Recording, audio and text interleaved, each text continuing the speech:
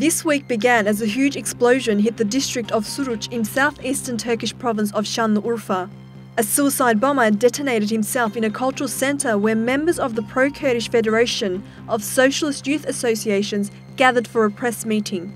32 people died in the bloody explosion and more than 100 were injured.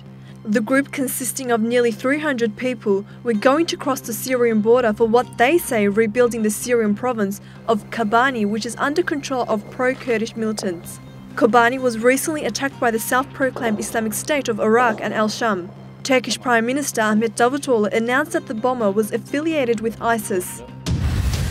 After the Suruc attack, Turkey's southeastern provinces face increasing violence. The outlawed Kurdistan Workers' Party and its youth wing Patriotic Revolutionist Youth Movement extended their attacks against civilians and security forces. PKK militants killed 2 police officers in Sanliurfa on Tuesday in what they say revenge for the Suruc bombing. The officers were sleeping in their home when they were shot execution-style by militants. The following day, 2 traffic police officers were attacked in southeastern province of Diyarbakir. The suspected militants submitted a false report about a traffic accident before laying ambush, blockading a local highway with 2 vehicles. When the officers arrived at the scene, militants opened fire and killed one of the officers, injuring the other. While the YDG-H and PKK continue to attack police forces, they have also set construction vehicles on fire and kidnapped civilians in southeast Turkey. The security forces started a massive operation against militant organizations in 22 provinces. Police targeted the PKK, ISIS, and the radical leftist Revolutionary People's Liberation Front. Security forces nationwide detained 590 people affiliated with militant organizations. Several rifles and organizational documents were found in the militant group's safe houses.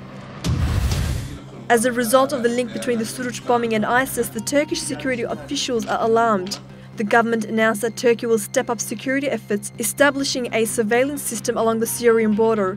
This system aims to prevent the flow of foreign fighters joining militant organizations. A soldier was killed by gunfire opened from a region across the border controlled by ISIS, as 2 others were injured. After ISIS and PKK attacks, Turkish warplanes took off on Thursday night.